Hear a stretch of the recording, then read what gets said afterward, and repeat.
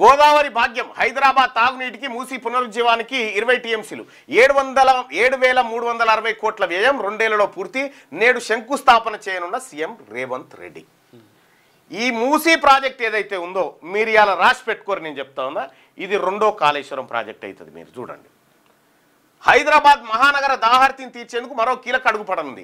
2030 సంవత్సరం నాటికి నగర తాగునీటి అవసరాలను తీర్చడానికి వీలుగా మల్లన్న సాగర్ నుంచి 20 టీఎంసీలను తీసుకొచ్చేందుకు ప్రతిపాదించిన గోదావరి ఫేజ్ 2, ఫేజ్ 3 ప్రాజెక్టు పనులకు ముఖ్యమంత్రి రేవంత్ రెడ్డి సోమవారం శంకుస్థాపన చేయనున్నారు.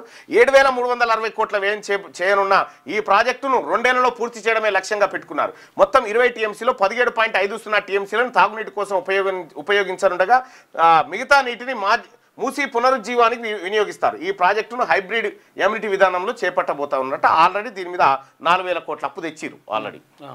ఇప్పుడు ఈ ప్రాజెక్టును ఎన్ని వేల కోట్లకు తీసుకుపోతారో మీరు చూడండి. పెరుగుతుంది అంచనా వేయాలి. లేటెస్ట్ న్యూస్ తెలుగు మరియు ఇంగ్లీష్ అప్డేట్స్ కోసం ఇప్పుడే క్యూన్యూస్ అఫీషియల్ యాప్ ని ప్లే స్టోర్ నుండి డౌన్లోడ్ చేసుకోండి. సరికొత్త సమాచారాల కోసం క్యూన్యూస్ వెబ్సైట్ ని ఫాలో అవ్వండి. ఛానల్లో ప్రాంతీయ, జాతీయ, అంతర్జాతీయ వార్తలు వీక్షించండి. లైక్ చేయండి.